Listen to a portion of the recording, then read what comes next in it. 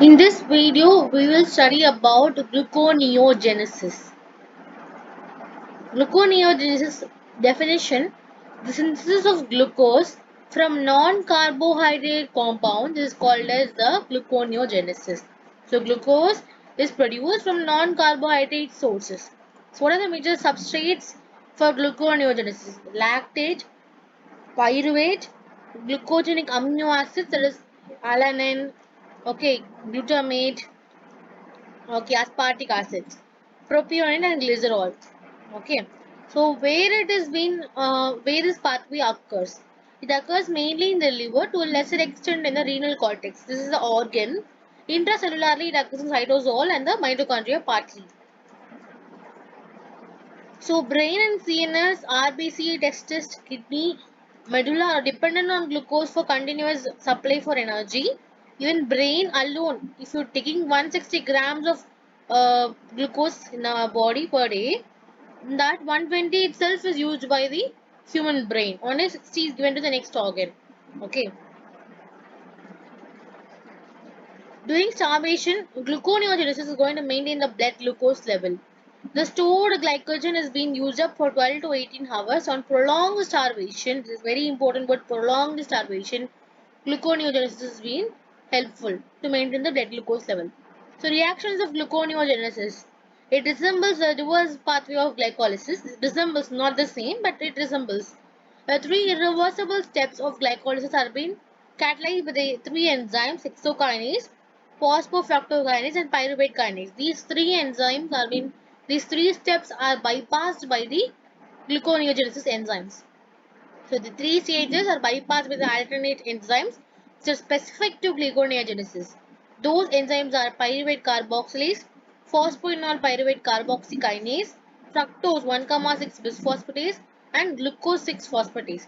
These four enzymes biphosphate these four enzymes bypass the three steps which are being catalyzed by these three enzymes, irreversible enzymes.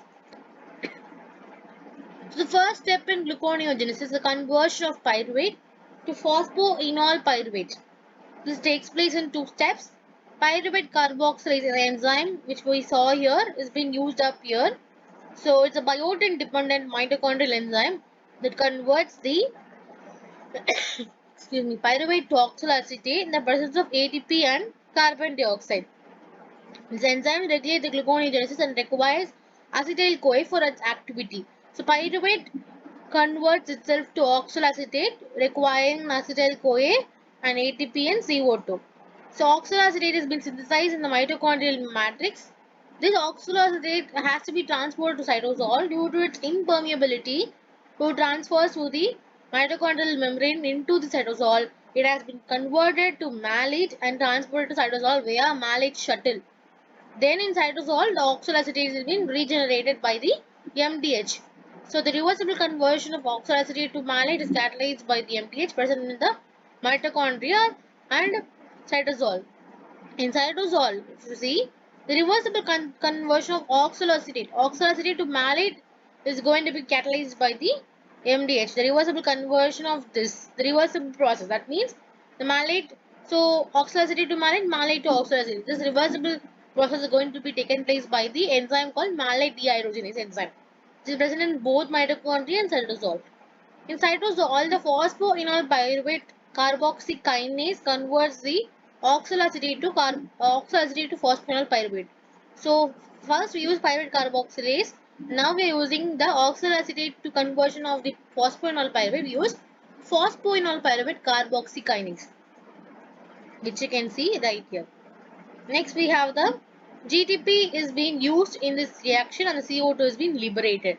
So used CO2 is being liberated, but another one GDP is being used. Totally, there are to convert the pyruvate to phosphoenol pyruvate, 2 ATP colons are being required. So next is fructose 1,6 bisphosphatate to fructose 6 phosphate. This is an alternative, that is the reverse step of the glycolysis. So phosphoenol pyruvate undergoes a reversal of glycolysis until fructose 1,6 bisphosphate is being produced. Till that you have a huge step. So enzyme fructose 1,6 bisphosphatase, this enzyme which you can see right here, This enzyme has been involved. Fructose 1,6 bisphosphorase is the enzyme which has been involved to convert the fructose 1,6 bisphosphate to fructose 6 phosphate. It is requiring a magnesium ion that requires a biotin molecule. Okay, so this one requires a biotin for pyruvate carboxylase. This fructose 1,6 bisphosphatase requires a magnesium ion.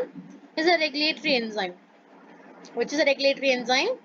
Fructose 1,6 bisphosphatase is a regulatory enzyme. Glucose 6 phosphatase catalyzes the conversion of glucose 6 phosphate to glucose.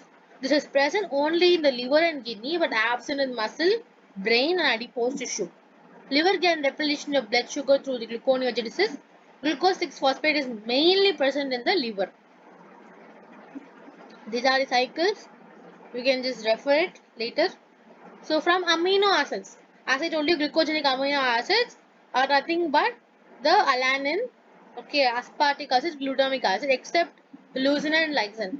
Okay, so result in the formation of pyruvate or intermediates of citric acid cycle, which ultimately result in the synthesis of glucose.